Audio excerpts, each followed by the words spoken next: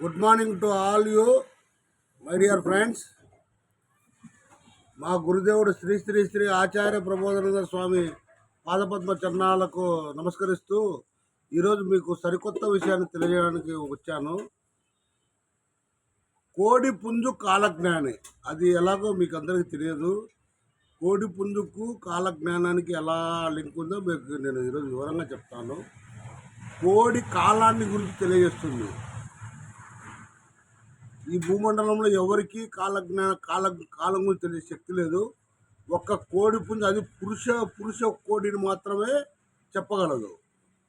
ఎందుకంటే భగవద్గీతలో అర్జునుడికి విశ్వరూప సందర్శన యోగంలో శ్రీకృష్ణుడు తన విశ్వరూపం చూపించినప్పుడు ఆ విశ్వరూపం చూసిన అర్జునుడు ఆయన శరీరంలో బ్రహ్మ విష్ణు మహేశ్వరులు సర్వదేవతలు, సూర్యుడు చంద్రుడు కళ్ళుగా, వాసుకి మొదలగు సర్పాలను చూసి ఆ భయంకరమైన రూపాన్ని చూసిన అతను శ్రీకృష్ణుని ఒక మాట అడుగుతాడు, నీవు ఎవరు అని.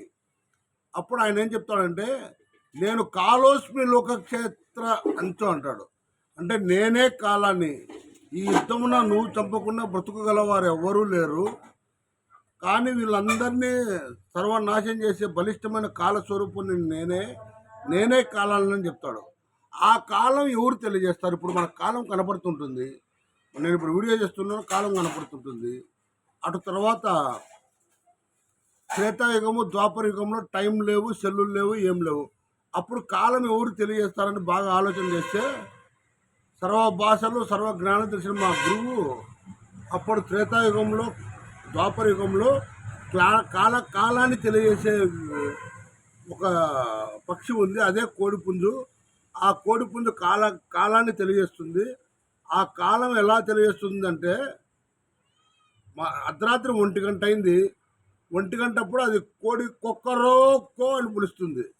కొక్కరొక్క అంటే సకల జీవరాశులారా, కో అంటే దేవుడు ఒక్కడే. మీరు లేచి నమస్కారం చేసుకొని 1 గంటకు ఒకసారి, 2 గంటలకు 2 సార్లు, 3 గంటలకు 3 సార్లు కోడి కొక్కరొక్కో అని వస్తుంది.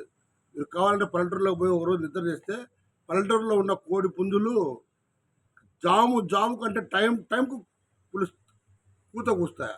ఆ కూతలో అర్థం ఏమిటంటే, కొక్కరో అంటే సకల జీవరాశులారా, కో అంటే దేవుడు ఒక్కడే, లేచి నమస్కరించండి.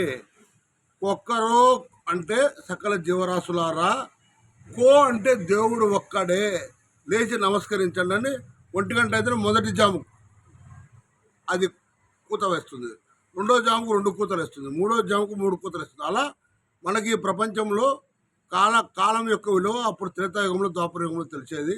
ఇప్పుడు కాలంలో సెల్లులు, వాచ్లు ఇవన్నీ ఉన్నాయి కాబట్టి మనం ఆటోమేటిక్గా సెల్లు ఉంచుకుంటాం. టైం అంటే దేవుడు, కాలం అంటే దేవుడు మనకు కనపడచ్చు కదా అంటే, మన కళ్ళకు యోగమాయ చుట్టూ ఉంటుంది కాబట్టి ఎవరికి కాలము దేవుడైనా ఎవరి కంటికి కనిపించాడు. ఎందుకంటే మన కళ్ళు అన్నిటికీ యోగమాయ చుట్టి వేసి ఉంటుంది. ఆ యోగమాయ పొరల వల్ల మనం దేవుణ్ణి చూడలేము. పరమాత్మను, ఆత్మను ఏకోపాసన చేస్తే అప్పుడు కనపడతాడు. అది మన చేయం కాబట్టి మనకు కనపడ్డు. కాబట్టి మై డియర్ ఫ్రెండ్స్, కోడి పుంజు కాలజ్ఞాని అని, కాలం అంటే దేవుడు అని ఈరోజు మీకు కొత్త విషయాన్ని తెలియజేశాను. దయచేసి మీరు ఈ విషయం తెలుసుకున్న తర్వాత నా యొక్క ఛానల్కి సబ్స్క్రైబ్ చేస్తారని కోరుకుంటున్నాను.